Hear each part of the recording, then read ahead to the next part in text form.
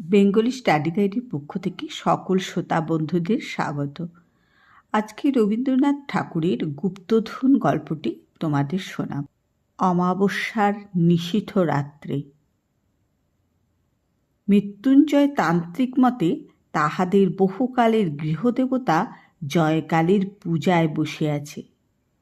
পূজা সমাধা করিয়া যখন উঠিল, তখন নিকটস্থ আমবাগান হইতে প্রত্যুষের প্রথম কাক ডাকে।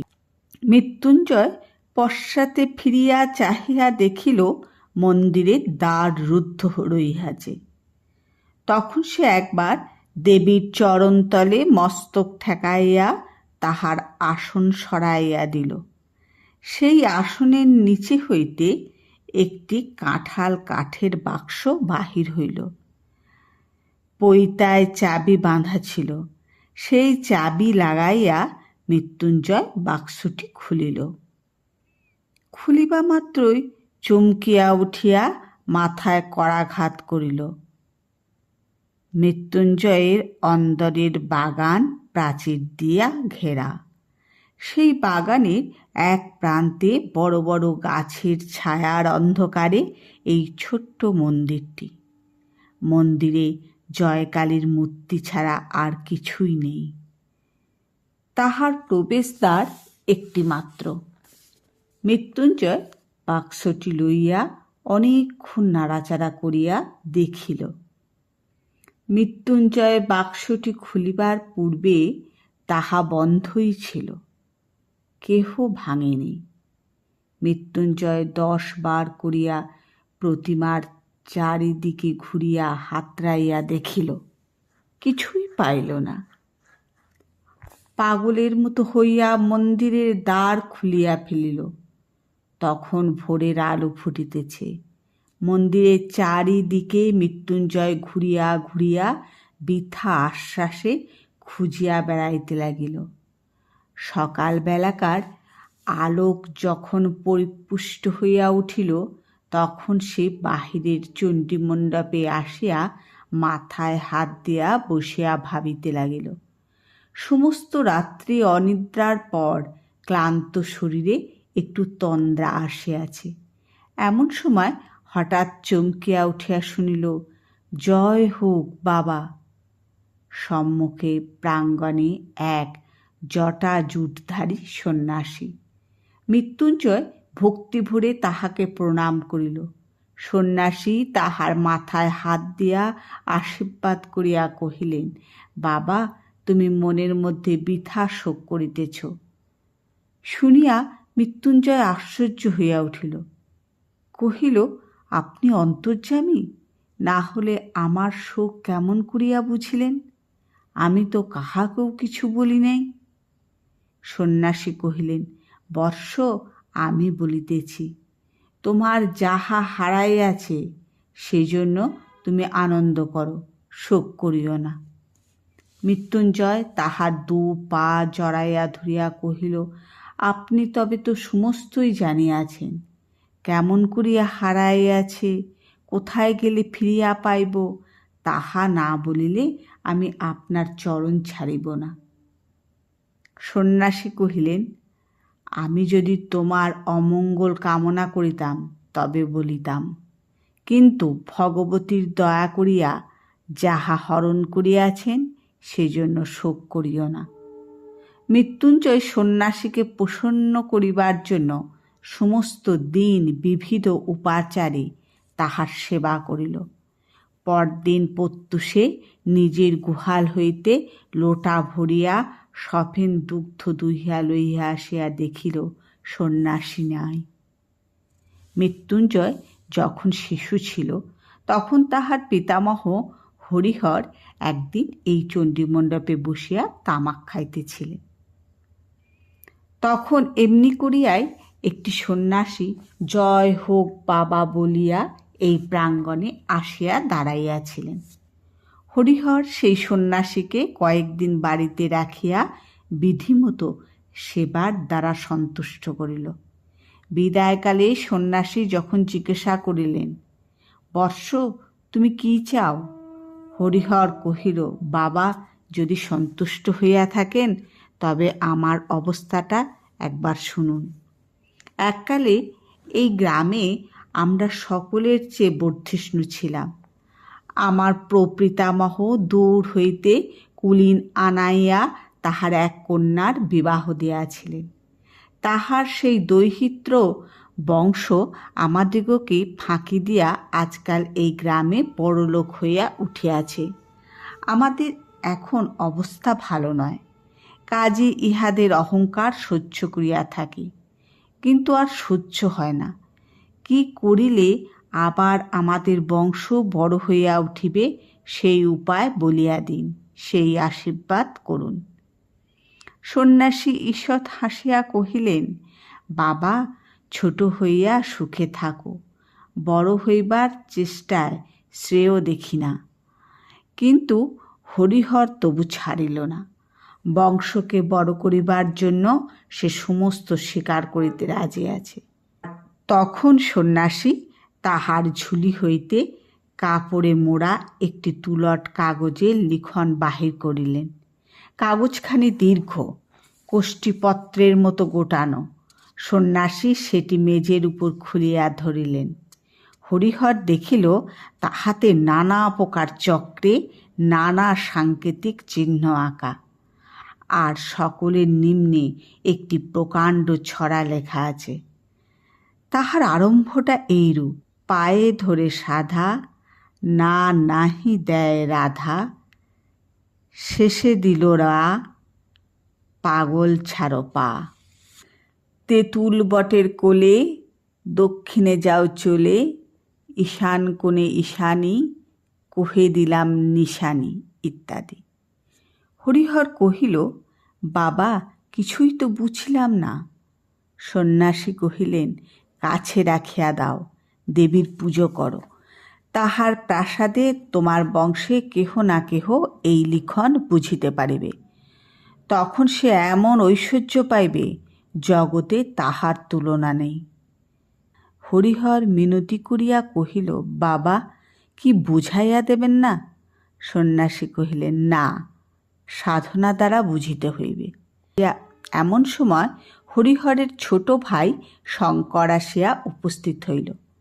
তাহাকে দেখিয়া হরিহর তাড়াতাড়ি লিখনটি লুকাইবার চেষ্টা করিল। সন্ন্যাসী হাসিয়া কহিল, বড় হইবার পথের দুঃখ এখন হইতেই শুরু হইল, কিন্তু গোপন করিবার দরকার নেই, কারণ ইহার রহস্য কেবল একজন মাত্রই ভেদ করিতে পারিবে।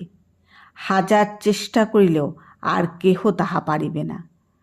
তোমাদের মধ্যে সেই লোকটি যে কে তাহা কেহ জানে না, অতএব ইহা সকলের সম্মুখে নির্ভয়ে খুলিয়া রাখিতে পারো।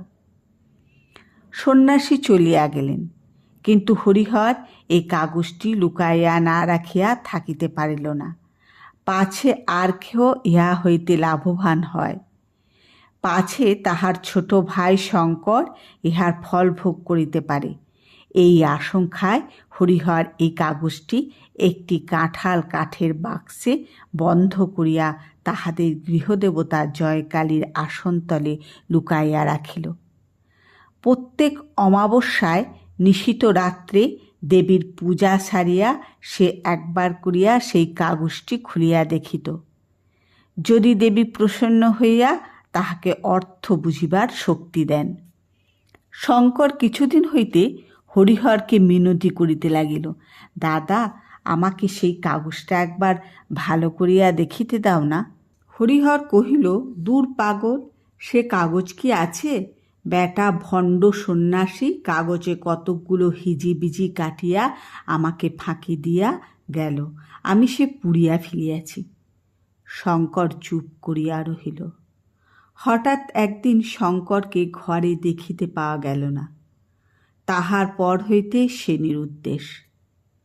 হরিহরের অন্য সমস্ত কাজকর্ম নষ্ট হইল। গুপ্ত ঐশ্বর্যের ধ্যান এক মুহূর্ত সে ছাড়িতে পারিল না। মৃত্যুকাল উপস্থিত হইলে সে তাহার বড় ছেলে শ্যামাপদকে এই সন্ন্যাসী দত্ত কাগজখানি দেয়া গেল। এই কাগজ পাইয়া শ্যামাপদ চাকরি ছাড়িয়া দিল। জয়কালীর পূজায় আর একান্ত মনে সে লিখন পাঠের চর্চায় তাহার জীবনটা যে কোন দিক দিয়া কাটিয়া গেল তাহা বুঝিতে পারিল না। মৃত্যুঞ্জয় শ্যামাপদর বড় ছেলে। পিতার মৃত্যুর পর সে এই সন্ন্যাসী দত্ত গুপ্ত লিখনের অধিকারী হইয়াছে। তাহার অবস্থা উত্তরোত্তর যতই হীন হইয়া আসিতে লাগিল ততই অধিকতর আগ্রহের সহিত ওই কাগজখানির প্রতি তাহার সমস্ত চিত্ত নিবিষ্ট হইল। এমন সময় গত অমাবস্যা রাতে পূজার পর লিখনখানি আর দেখিতে পাইল না। সন্ন্যাসীও কোথায় অন্তর্ধান করিল। মৃত্যুঞ্জয় কহিল, এই সন্ন্যাসীকে ছাড়া হইবে না, সমস্ত সন্ধান ইহার কাজ হইতে মিলিবে। এই বলিয়া সে ঘর ছাড়িয়া সন্ন্যাসীকে খুঁজিতে বাহির হইল। 1 বৎসর পথে পথে কাটিয়া গেল। গ্রামের নাম ধারাগোল। সেখানে মৃত্যুঞ্জয় মুদির দোকানে বসিয়া তামাক খাইতেছিল আর অন্যমনস্ক হইয়া নানা কথা ভাবিতেছিল। কিছু দূরে মাঠের ধার দিয়া একজন সন্ন্যাসী চলিয়া গেল। প্রথমটা মৃত্যুঞ্জয়ের মনোযোগ আকৃষ্ট হইল না। একটু পরে হঠাৎ তার মনে হইল, যে লোকটা চলিয়া গেল এই তো সেই সন্ন্যাসী। তো তাড়াতাড়ি হুকাটা রাখিয়া মুদিকে সচকিত করিয়া এক দৌড়ে সে দোকান হইতে বাহির হইয়া গেল। কিন্তু সে সন্ন্যাসীকে দেখা গেল না। তখন সন্ধ্যা অন্ধকার হইয়া আসিয়াছে। অপরিচিত স্থানে কোথায় যে সন্ন্যাসীর সন্ধান করিতে যাইবে তাহা সে ঠিক করিতে পারিল না। দোকানে ফিরিয়া আসিয়া মুদিকে জিজ্ঞাসা করিল, ওই যে মস্ত বন দেখা যাইতেছে, ওখানে কি আছে? মুদি কহিল, এককালে ওই বন শহর ছিল, কিন্তু অগস্ত্যমুনির শাপে ওখানকার রাজা প্রজা সমস্তই মরকে মরিয়াছে। লোকে বলে ওখানে অনেক ধনরত্ন আজও খুঁজিলে পাওয়া যায়, কিন্তু দিন দুপুরেও ওই বনে সাহস করিয়া কেহ যাইতে পারে না। যে গেছে সে আর ফেরে নেই। মৃত্যুঞ্জয়ের মন চঞ্চল হইয়া উঠিল। সমস্ত রাত্রি মুদির দোকানে মাদুরের উপর পড়িয়া মশার জ্বালায় সর্বাঙ্গ চাপড়াইতে লাগিল। আর ওই বনের কথা, সন্ন্যাসীর কথা, সেই হারানো লিখনের কথা ভাবিতে লাগিল। বারবার পড়িয়া সেই লিখনটি মৃত্যুঞ্জয়ের প্রায় কণ্ঠস্থ হইয়া গিয়াছিল।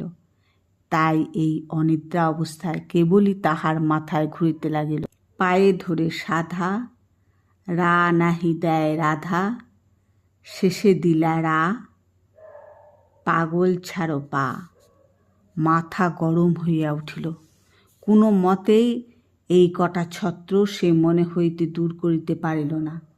অবশেষে ভোরের বেলায় যখন তাহার তন্দ্রা আসিল, তখন স্বপ্নে এই 4 ছত্রের অর্থ অতি সহজেই তাহার নিকট প্রকাশ হইল।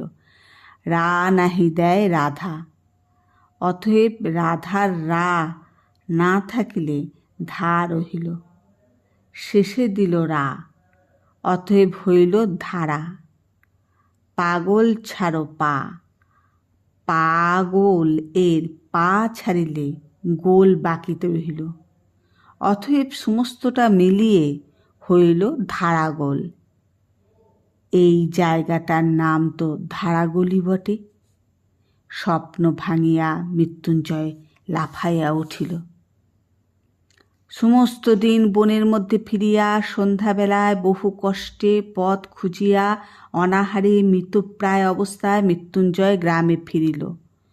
পরদিন চাদরে চিরা বাঁধিয়া পুনর্বার সে বনের মধ্যে যাত্রা করিল। অপরাহ্নে একটা দিঘির ধারে আসিয়া উপস্থিত হইল। দিঘির মাঝখানটা পরিষ্কার জল, আর পাড়ের গায়ে গায়ে চারিদিকে পথ আর কুমোদের বন। পাথরে বাঁধানো ঘাট ভাঙিয়া চুইয়া পড়িয়াছে। সেইখানে জলে চিরা ভিজাইয়া খাইয়া দিঘির চারিদিকে প্রদক্ষিণ করিয়া দেখিতে লাগিল। দিঘির পশ্চিম পাড়ির প্রান্তে হঠাৎ মৃত্যুঞ্জয় থমকিয়া দাঁড়াইল। দেখিল একটা তেঁতুল গাছকে বেষ্টন করিয়া প্রকাণ্ড বটগাছ উঠিয়াছে। তৎক্ষণাৎ তাহার মনে পড়িল, তেঁতুল বটের কোলে দক্ষিণে যাও চলে। দক্ষিণে কিছু দূর যাইতে ঘন জঙ্গলের মধ্যে আসিয়া পড়িল। সেখানে সে বেদ ঝাড় ভেদ করিয়া চলা একবারে অসাধ্য। যাই হোক, মৃত্যুঞ্জয় ঠিক করিল এই গাছটাকে কোনো মতে হারাইলে চলিবে না। এই গাছের কাছে ফিরিয়া আসিবার সময় গাছের অন্তরাল দিয়া অনতি দূরে একটা মন্দিরের চূড়া দেখা গেল। সেই দিকের প্রতি লক্ষ্য করিয়া মৃত্যুঞ্জয় এক ভাঙা মন্দিরের কাছে আসিয়া উপস্থিত হইল। দেখিল নিকটে একটা চুল্লি, পোড়া কাঠ আর ছাই পড়িয়া আছে। অতি সাবধানে মৃত্যুঞ্জয় ভগ্ন দ্বার মন্দিরের মধ্যে উঁকি মারিল। সেখানে কোনো লোক নেই, প্রতিমা নেই, কেবল একটি কম্বল, কমণ্ডলু আর গেরুয়া উত্তরীয় পড়িয়া আছে। তখন সন্ধ্যা আসন্ন হইয়া আসিয়াছে। গ্রাম বহু দূরে। অন্ধকারে বনের মধ্যে পথ সন্ধান করিয়া যাইতে পারিবে কিনা, তাই এই মন্দিরে মনুষ্য বসতির লক্ষণ দেখিয়া মৃত্যুঞ্জয় খুশি হইল।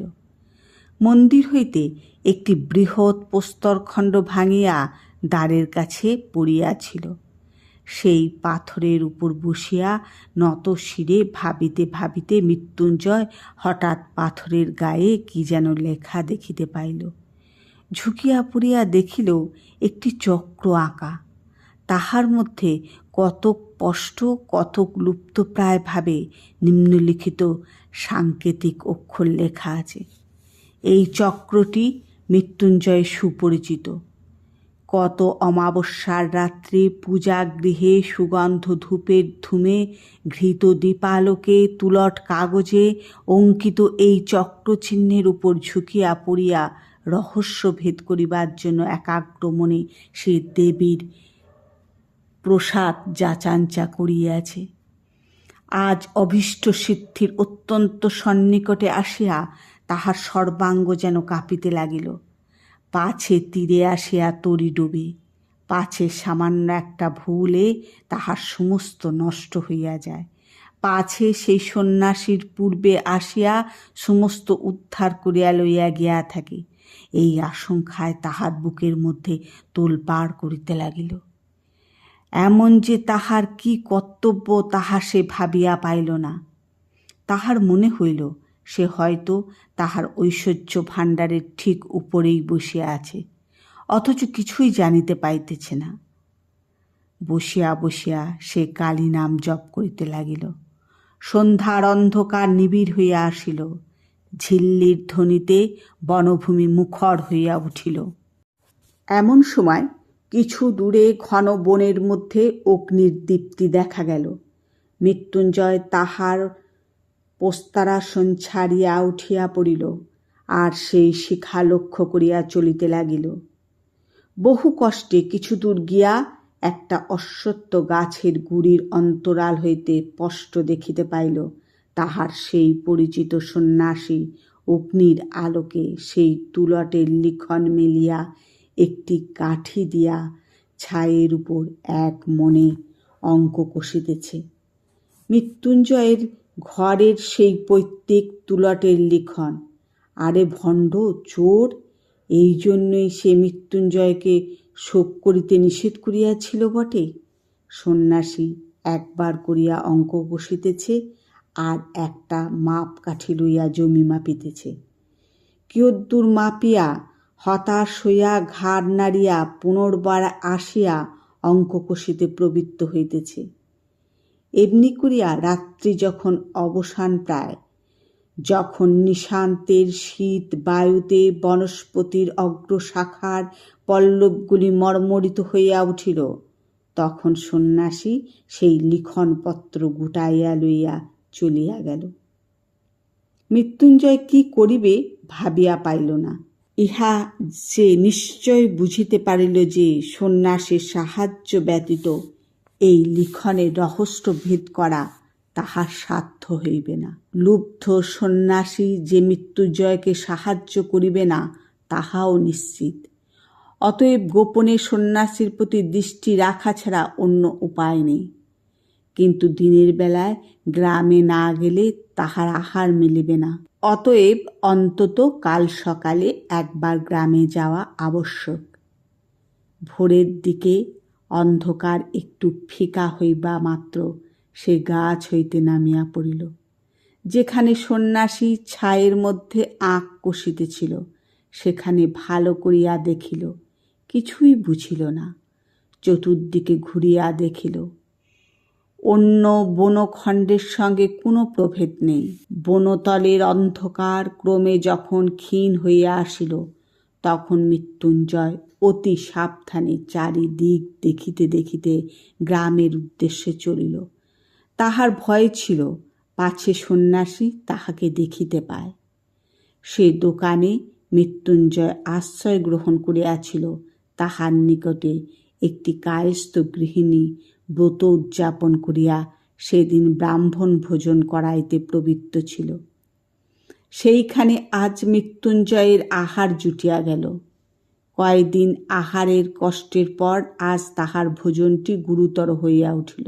সেই গুরু ভোজনের পর যেমন তামাকটি খাইয়া দোকানের মাদুরটিতে একবার গড়াইয়া লইবার ইচ্ছা কহিল, অমনি গত রাত্রের অনিদ্রাকাতর মৃত্যুঞ্জয় ঘুমে আচ্ছন্ন হইয়া পড়িল।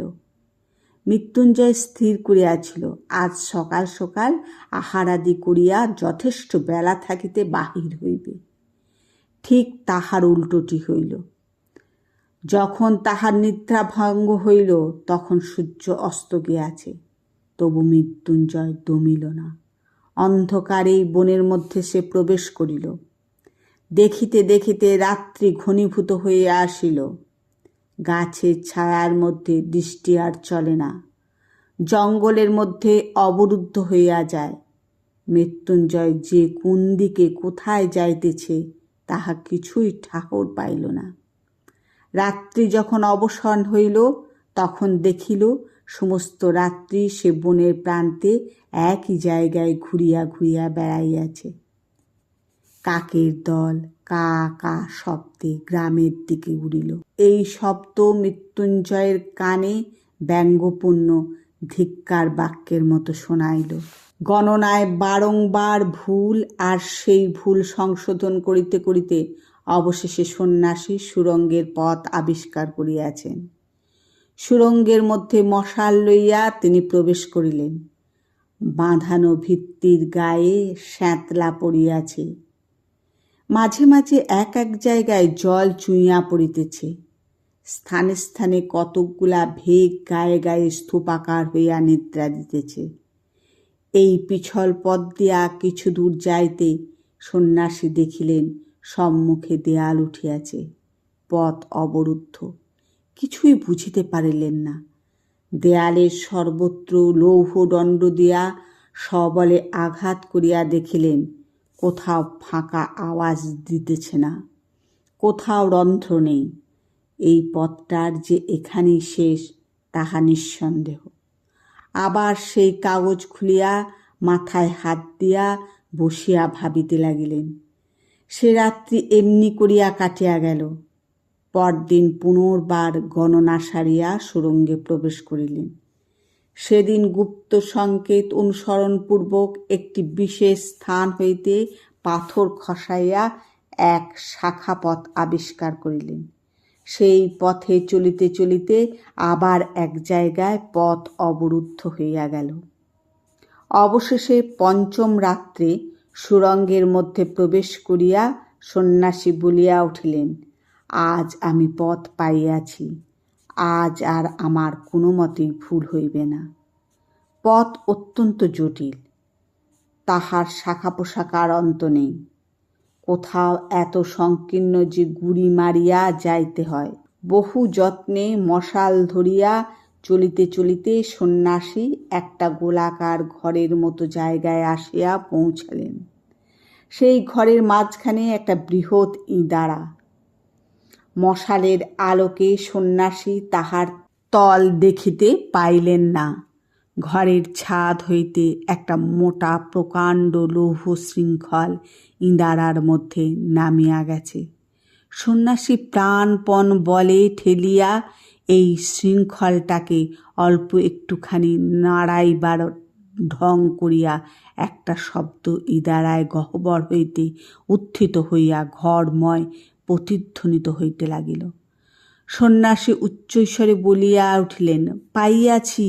যেমন বলা অমনি সেই ঘরের ভাঙা ভিত্তি হইতে একটা পাথর গড়াইয়া পড়িল, আর সেই সঙ্গে আর একটি কি সচেতন পদার্থ ধপ করিয়া পড়িয়া চিৎকার করিয়া উঠিল।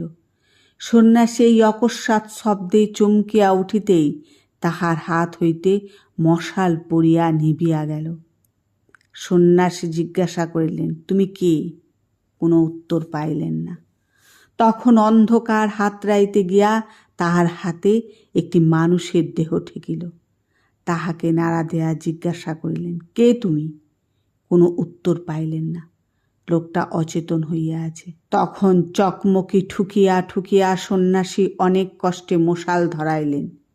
ইতিমধ্যে সেই লোকটাও সংজ্ঞাপ্রাপ্ত হইল, আর উঠিবার চেষ্টা করিয়া বেদনায় আর্তনাদ করিয়া উঠিল। সন্ন্যাসী কহিলেন, এ কি মৃত্যুঞ্জয় যে, তোমার এ মতি হইল কেন?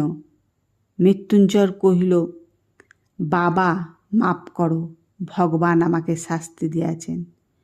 তোমাকে পাথর ছুঁড়িয়া মারিতে গিয়া সামলাইতে পারিনি। পিছলে পাথর শুদ্ধ আমি পড়িয়া গেছি, পাটা নিশ্চয়ই ভাঙিয়া গেছে। সন্ন্যাসী কহিলেন, আমাকে মারিয়া তোমার কি লাভ হইত? মৃত্যুঞ্জয় কহিল, লাভের কথা তুমি জিজ্ঞাসা করিতেছ? তুমি কিসের লোভে আমার পূজার ঘর হইতে লিখনখানি চুরি করিয়া এই সুরঙ্গের মধ্যে ঘুরিয়া বেড়াইতেছ? তুমি চোর, তুমি ভণ্ড। আমার পিতামহকে যে সন্ন্যাসী ওই লিখনখানি দিয়াছিলেন, তিনি বলিয়াছিলেন, আমাদেরই বংশের কেহ এই লিখনের সংকেত বুঝিতে পারিবে। এই গুপ্ত ঐশ্বর্য আমাদের বংশের প্রাপ্য। তাই আমি এই কয়দিন না খাইয়া না ঘুমাইয়া ছায়ার মতো তোমার পশ্চাতে ফিরিয়াছি। আজ যখন তুমি বলিয়া উঠিলে পাইয়াছি, তখন আমি আর থাকিতে পারিলাম না। আমি তোমার পশ্চাতে আসিয়া ওই গর্তটার ভিতরে লুকাইয়া বসিয়াছিলাম। ওখান হইতে একটা পাথর খসাইয়া তোমাকে মারিতে গেলাম, কিন্তু শরীর দুর্বল, জায়গাটা অত্যন্ত পিছল, তাই পুড়িয়া গিয়েছি। এখন তুমি আমাকে মারিয়া ফেলো, সেও ভালো। আমি যক্ষ হইতে এই ধন আগলাইব, কিন্তু তুমি ইহা লইতে পারিবে না, কোনো মতেই না। যদি লইতে চেষ্টা করো, আমি ব্রাহ্মণ তোমাকে অভিশাপ দিয়া এই কূপের মধ্যে ঝাঁপ দিয়া পড়িয়া আত্মহত্যা করিব। এই ধন তোমার ব্রহ্মরক্ত গোরক্ত তুল্য হইবে। এই ধন তুমি কোনো দিন সুখে ভোগ করিতে পারিবে না। আমাদের পিতা পিতামহ এই ধনের উপরে সমস্ত মন রাখিয়া মরিয়াছে। এই ধনের ধ্যান করিতে করিতে আমরা দরিদ্র হইয়াছি।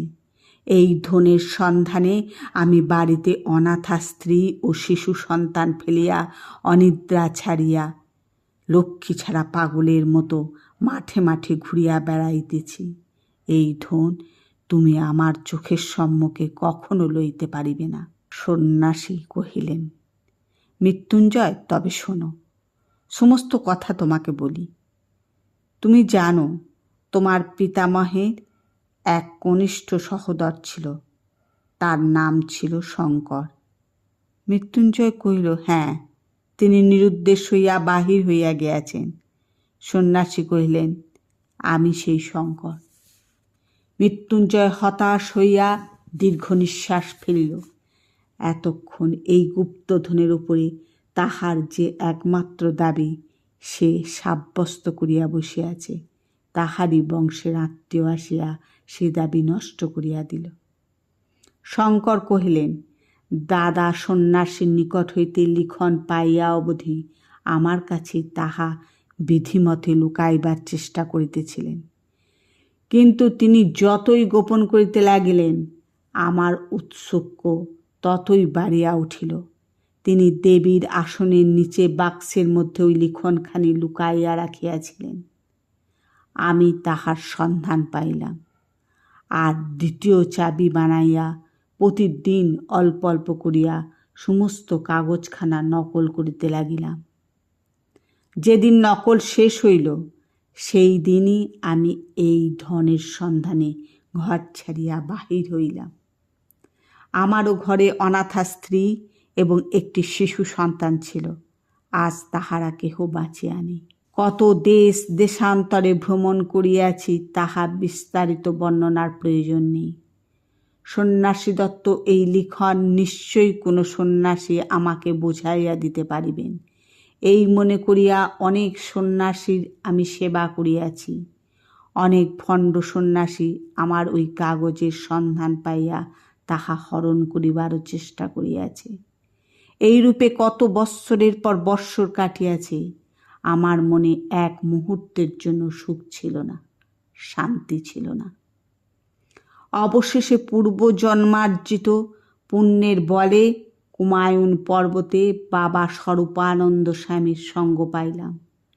তিনি আমাকে কহিলেন, বাবা, তৃষ্ণা দূর করো, তা হইলে বিশ্বব্যাপী অক্ষয় সম্পদ আপনি তোমাকে ধরা দেবে। তিনি আমার মনের দাহ জুড়াইয়া দিলেন। তাহার প্রসাদে আকাশের আলোক আর ধরণীর শ্যামলতা আমার কাছে রাজ সম্পদ হইয়া উঠিল। একদিন পর্বতের শিলাতলে শীতের সায়ান্নে পরমহংস বাবার ধুনিতে আগুন জ্বলিতেছিল। সেই আগুনে আমার কাগজখানা সমর্পণ করিলাম।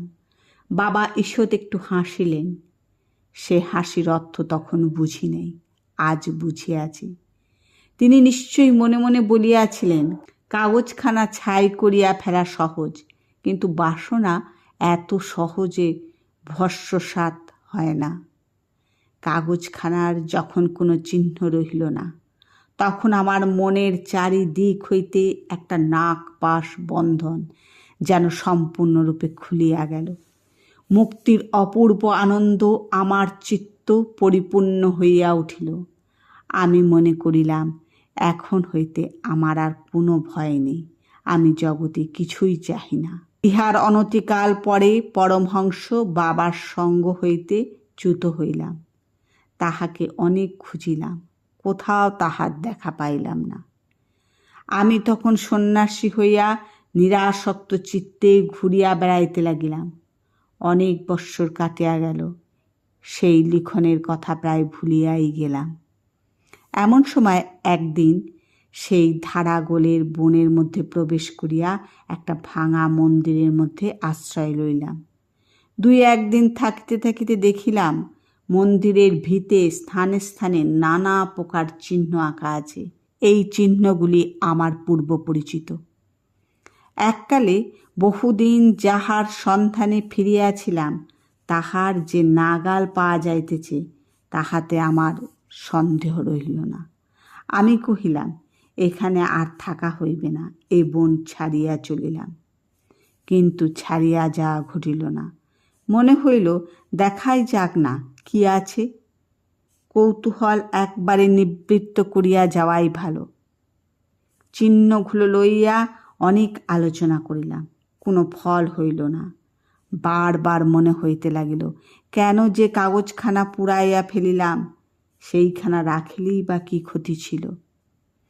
তখন আবার আমার সেই জন্মগ্রামে গেলাম।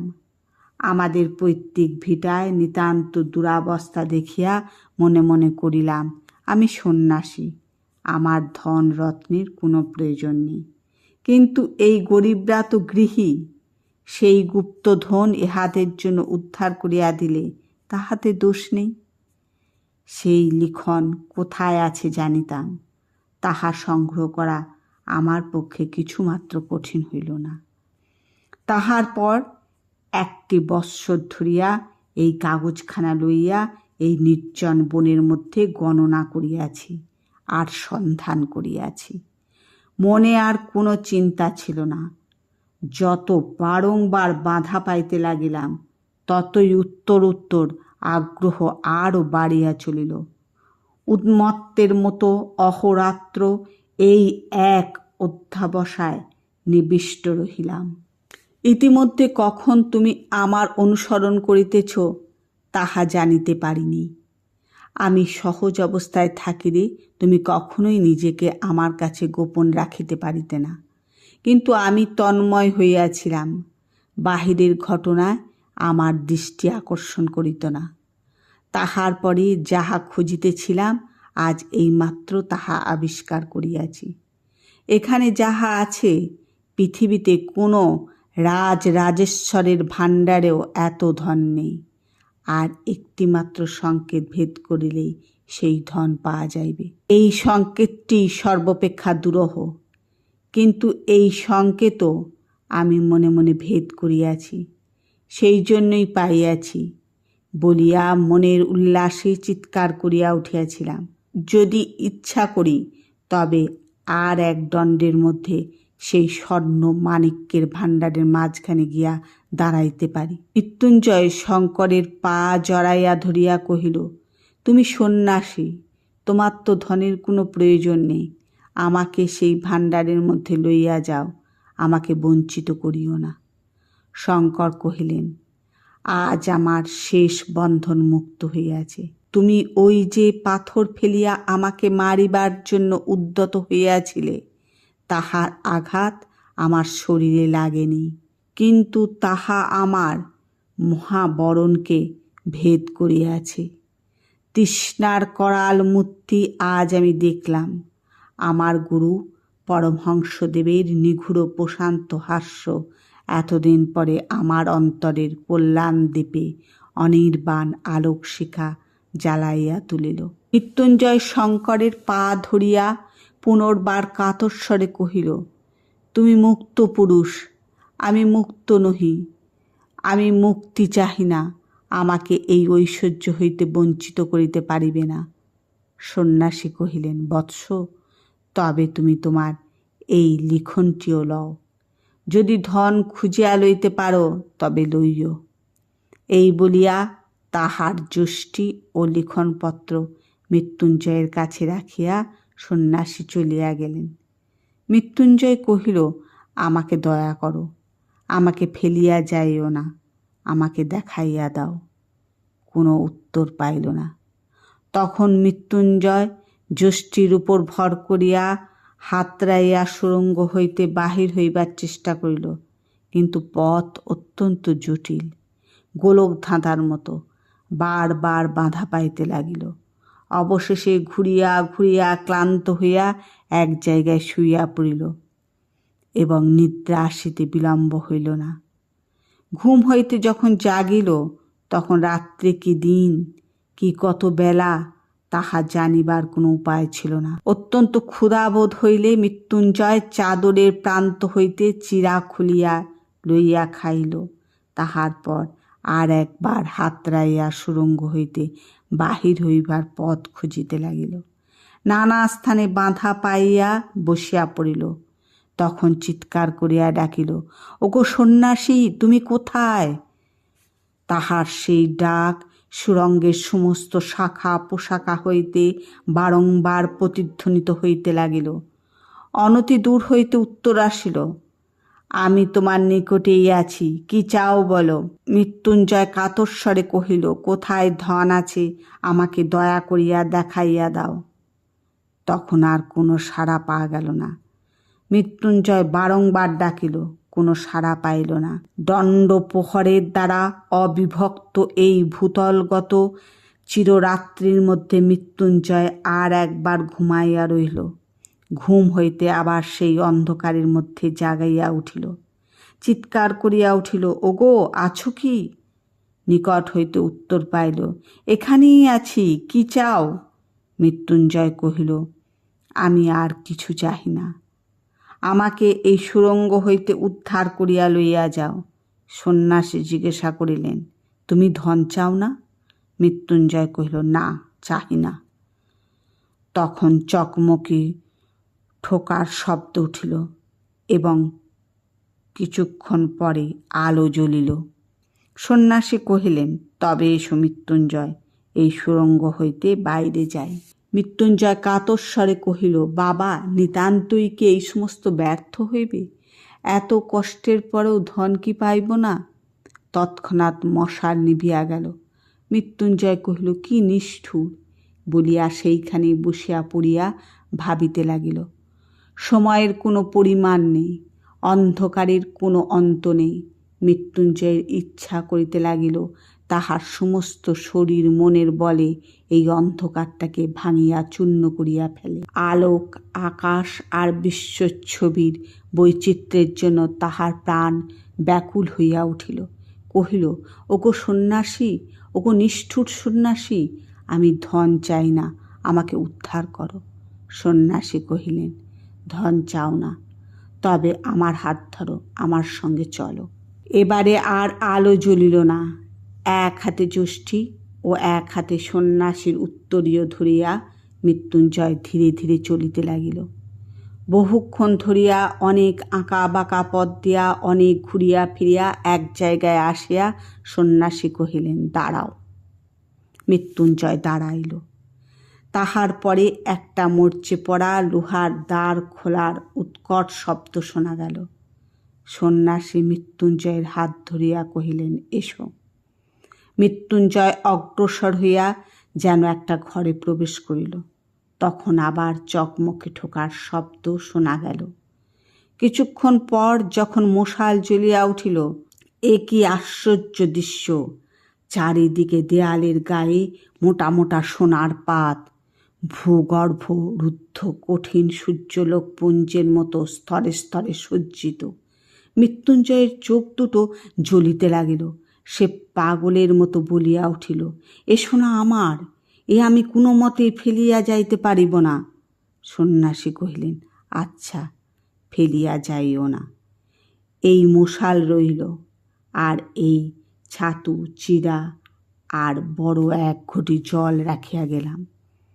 দেখিতে দেখিতে সন্ন্যাসী বাহির হইয়া আসিলেন, আর এই স্বর্ণ ভাণ্ডারের লৌহদ্বারের কপাট পড়িল। মৃত্যুঞ্জয় বার করিয়া এই স্বর্ণপুঞ্জ স্পর্শ করিয়া ঘরময় ঘুরিয়া ঘুরিয়া বেড়াইতে লাগিল। ছোট ছোট স্বর্ণখণ্ড টানিয়া মেঝের উপর ফেলিতে লাগিল, কোলের উপর তুলিতে লাগিল, একটার উপরে আর একটা আঘাত করিয়া শব্দ করিতে লাগিল, সর্বাঙ্গের উপর বুলাইয়া তাহার স্পর্শ লইতে লাগিল। অবশেষে শান্ত হইয়া সোনার পাত বিছাইয়া তাহার উপর শয়ন করিয়া ঘুমাইয়া পড়িল। জাগিয়া উঠিয়া দেখিল চারিদিকে সোনা ঝকমক করিতেছে, সোনা ছাড়া আর কিছুই নেই। মৃত্যুঞ্জয় ভাবিতে লাগিল, পৃথিবীর উপরে হয়তো এতক্ষণে প্রভাত হইয়াছে, সমস্ত জীবজন্তু আনন্দে জাগিয়া উঠিয়াছে। তাহাদের বাড়িতে, পুকুরের ধারে, বাগান হইতে প্রভাতে যে একটি স্নিগ্ধ গন্ধ উঠিত, তাহাই কল্পনা তাহার নাসিকায় যেন প্রবেশ করিতে লাগিল। সে যেন স্পষ্ট চোখে দেখিতে পাইল পাতি হাঁসগুলো দুলিতে দুলিতে কলরব করিতে করিতে সকালবেলায় পুকুরের জলের মধ্যে আসিয়া পড়িতেছে, আর বাড়ির ঝি বামা কোমরের কাপড় জড়াইয়া ঊর্ধ্বে বাথিত দক্ষিণ হস্তের উপর এক রাশি পিতল কাঁসার থালা বাটি লইয়া ঘাটে আনিয়া উপস্থিত করিতেছে। মৃত্যুঞ্জয় দ্বারে আঘাত করিয়া ডাকিতে লাগিল, ওগো সন্ন্যাসী ঠাকুর, আছো কি? দ্বার খুলিয়া গেল। সন্ন্যাসী কহিলেন, কি চাও?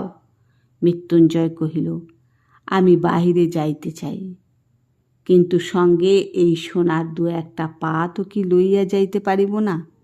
সন্ন্যাসী তাহার কোনো উত্তর না দিয়া নতুন মশাল জ্বালাইলেন। পূর্ণ কমণ্ডলু একটি রাখিলেন, আর একটি উত্তরীয় হইতে কয়েক মুষ্টি চিরা মেঝের উপর রাখিয়া বাহির হইয়া গেলেন। দ্বার বন্ধ হইয়া গেল। মৃত্যুঞ্জয় পাতলা একটা সোনার পাত লইয়া তাহা দুমড়াইয়া খণ্ড খণ্ড করিয়া ভাঙিয়া ফেলিল। সেই খণ্ড সোনাগুলিকে লইয়া ঘরের চারিদিকে লষ্টখণ্ডের মতো ছড়াইতে লাগিল। কখনো বা দাঁত দিয়া দংশন করিয়া সোনার পাতের উপর দাগ করিয়া দিল, কখনো বা একটা সোনার পাত মাটিতে ফেলিয়া তাহার উপরে বারংবার পদাঘাত করিতে লাগিল। মনে মনে বলিতে লাগিল, পৃথিবীতে এমন সম্রাট কয়জন আছে, যাহারা সোনা লইয়া এমন করিয়া ফেলা ছড়া করিতে পারে। মৃত্যুঞ্জয়ের যেন একটা প্রলয়ের রোগ চাপিয়া গেল। তাহার ইচ্ছা করিতে লাগিল এই রাশিকৃত সোনাকে চূর্ণ করিয়া ধুলির মতো সেই ঝাঁট দিয়া উড়াইয়া ফেলে, আর এই রূপে পৃথিবীর সমস্ত সুবর্ণলুব্ধ রাজা মহারাজাকে সে অবজ্ঞা করিতে পারে। এমনি করিয়া যতক্ষণ পারিল মৃত্যুঞ্জয় সোনাগুলোকে লইয়া টানাটানি করিয়া শ্রান্ত দেহে ঘুমাইয়া পড়িল। ঘুম হইতে উঠিয়া সে আবার তাহার চারিদিকে সেই সোনার স্তূপ দেখিতে লাগিল। সে তখন দ্বারে আঘাত করিয়া চিৎকার করিয়া বলিয়া উঠিল, ওগো সন্ন্যাসী, আমি এ সোনা চাই না, সোনা চাই না। কিন্তু দ্বার খুলিল না। ডাকিতে ডাকিতে মৃত্যুঞ্জয়ের গলা ভাঙিয়া গেল, কিন্তু দ্বার খুলিল না। একটা সোনার পিণ্ড লইয়া দ্বারের উপর ছুঁড়িয়া মারিতে লাগিল, কোনো ফল হইল না। মৃত্যুঞ্জয়ের বুক দমিয়া গেল। তবে আর কি সন্ন্যাসী আসিবে না? এই স্বর্ণ কারাগারের মধ্যে তিলে তিলে পলে পলে শুকাইয়া মরিতে হইবে। তখন সোনাগুলোকে দেখিয়া তাহার আতঙ্ক হইতে লাগিল। বিভীষিকার নিঃশব্দ কঠিন হাস্যের মতো ওই সোনার স্তূপ চারিদিকে স্থির হইয়া রইয়াছে। তাহার মনে স্পন্দন নেই, পরিবর্তন নেই। মৃত্যুঞ্জয়ের যে হৃদয় এখন কাঁপিতেছে, ব্যাকুল হইতেছে, তাহার সঙ্গে উহাদের কোনো সম্পর্ক নেই, বেদনার কোনো সম্বন্ধ নেই। সেই সোনার পিণ্ডগুলা আলোক চায় না, আকাশ চায় না, বাতাস চায় না, প্রাণ চায় না, মুক্তি চায় না। ইহারা এই চির অন্ধকারের মধ্যে চিরদিন উজ্জ্বল হইয়া কঠিন হইয়া স্থির হইয়া রহিয়াছে। পৃথিবীতে এখন কি গোধূলি আসিয়াছে? আহা, সেই গোধূলির স্বর্ণ, যে স্বর্ণ কেবল ক্ষণকালের জন্য চোখ জুড়াইয়া অন্ধকারের প্রান্তে কাঁদিয়া বিদায় লইয়া যায়। তাহার পর কুটিরের প্রাঙ্গণতলে সন্ধ্যা তারা এক দৃষ্টিতে চাহিয়া থাকে। গোষ্ঠী প্রদীপ জ্বালাইয়া বধূ ঘরের কোণে সন্ধ্যা দ্বীপ স্থাপন করে। মন্দিরে আরতির ঘণ্টা বাজিয়া ওঠে। গ্রামের ঘরের অতি ক্ষুদ্রতম তুচ্ছতম ব্যাপার আজ মৃত্যুঞ্জয়ের কল্পনা দৃষ্টির কাছে উজ্জ্বল হইয়া উঠিল। তাহাদের সেই যে ভোলা কুকুরটা লেজে মাথায় এক হইয়া উঠোনের প্রান্তে সন্ধ্যার পর ঘুমাইতে থাকিত, সেই কল্পনাও তাহাকে যেন ব্যথিত করিতে লাগিল। ধারাগোল গ্রামে কয়দিন সে যে মুদির দোকানে আশ্রয় লইয়াছিল, সেই মুদি এতক্ষণ রাত্রের প্রদীপ নিভাইয়া দোকানের ঝাঁপ বন্ধ করিয়া ধীরে ধীরে গ্রামে বাড়ি মুখে আহার করিতে চলিয়াছে। এই কথা স্মরণ করিয়া তাহার মনে হইতে লাগিল, মুদি কি সুখেই আছে। আজ কি বার কে জানে? যদি রবিবার হয় তবে এতক্ষণে হাটের লোক যে যার আপন আপন বাড়ি ফিরিতেছে, সঙ্গচ্যুত সাথীকে ঊর্ধ্বৈশ্বরে ডাক পাড়িতেছে, দল বাঁধিয়া খেয়া নৌকায় পার হইতেছে, মেঠো রাস্তা ধরিয়া শস্যক্ষেত্রের আল বাহিয়া পল্লীর শুষ্ক বংশপত্র খচিত অঙ্গন পার্শ্ব দিয়া চাষি লোক হাত দুটো একটা মাছ ঝুলাইয়া মাথায় একটা ঝুপড়ি লইয়া অন্ধকারে আকাশ ভরা তারার ক্ষীণ লোকে গ্রাম গ্রামান্তরে চলিয়াছে। ধরণীর উপরিতলে এই বিচিত্র বৃহৎ চিরচঞ্চল জীবনযাত্রার মধ্যে তুচ্ছতম দীনতম হইয়া নিজের জীবন মেশাইবার জন্য শতস্তর মৃত্তিকা ভেদ করিয়া তাহার কাছে লোকালয়ের আহ্বান আসিয়া পৌঁছাতে লাগিল। সেই জীবন, সেই আকাশ, সেই আলোক পৃথিবীর সমস্ত মণিমাণিক্যের চেয়ে তাহার কাছে দুর্মূল্য বোধ হইতে লাগিল। তাহার মনে হইতে লাগিল, কেবল ক্ষণকালের জন্য একবার যদি আমার সেই শ্যামা জননী ধরিত্রীর ধূলি করে সেই উন্মুক্ত আলোকিত নীলাম্বরের তলে সেই তৃণপত্রের গন্ধ বাসিত বাতাস বুক ভরিয়া একটিমাত্র শেষ নিঃশ্বাস গ্রহণ করিয়া মরিতে পারি, তাহা হইলে সমস্ত জীবন সার্থক হয়। এমন সময় দ্বার খুলিয়া গেল। সন্ন্যাসী ঘরে প্রবেশ করিয়া কহিলেন, মৃত্যুঞ্জয়, কি চাও? সে বলিয়া উঠিল, আমি আর কিছুই চাই না। আমি এই সুরঙ্গ হইতে, অন্ধকার হইতে, গোলক ধাঁধা হইতে, এই সোনার গারদ হইতে বাহির হইতে চাই। আমি আলোক চাই, আকাশ চাই, মুক্তি চাই। সন্ন্যাসী কহিলেন, এই সোনার ভাণ্ডারের চেয়ে মূল্যবান রত্নভাণ্ডার এখানে আছে, একবার যাইবে না? মৃত্যুঞ্জয় কহিল, না, যাইব না। সন্ন্যাসী কহিলেন, একবার দেখিবা আসিবার কৌতূহলও নেই? মৃত্যুঞ্জয় কহিল, না, আমি দেখিতেও চাই না। আমাকে যদি কৌপিন পরিয়া ভিক্ষা করিয়া বেড়াইতে হয়, তবু আমি এখানে এক মুহূর্ত কাটাইতে ইচ্ছা করি না। সন্ন্যাসী কহিলেন, আচ্ছা, তবে এসো। মৃত্যুঞ্জয়ের হাত ধরিয়া সন্ন্যাসী তাহাকে সেই গভীর কূপের সম্মুখে লইয়া গেলেন। তাহার হাতে সেই লিখনপত্র দিয়া কহিলেন, এখানি লইয়া তুমি কি করিবে? মৃত্যুঞ্জয় সেই পত্রখানি টুকরো টুকরো করিয়া ছিঁড়িয়া কূপের মধ্যে নিক্ষেপ করিল। রবীন্দ্রনাথ ঠাকুরের লেখা গুপ্তধন গল্পটি তোমাদের পাঠ করে শোনালাম। গল্পটি আমাদের একটি বিশেষ বার্তাকে বহন করে নিয়ে যাচ্ছে। গল্পটির মধ্য দিয়ে জীবনের প্রকৃত সত্যকে তুলে ধরা হয়েছে। গল্পটি প্রথম থেকে শেষ পর্যন্ত তোমরা শুনবে। যদি ভালো লাগে অবশ্যই কমেন্ট করে জানাবে। পরবর্তী অন্য একটি ভিডিও নিয়ে আবার তোমাদের কাছে উপস্থিত হব। ততক্ষণ তোমরা ভালো থাকবে, সুস্থ থাকবে।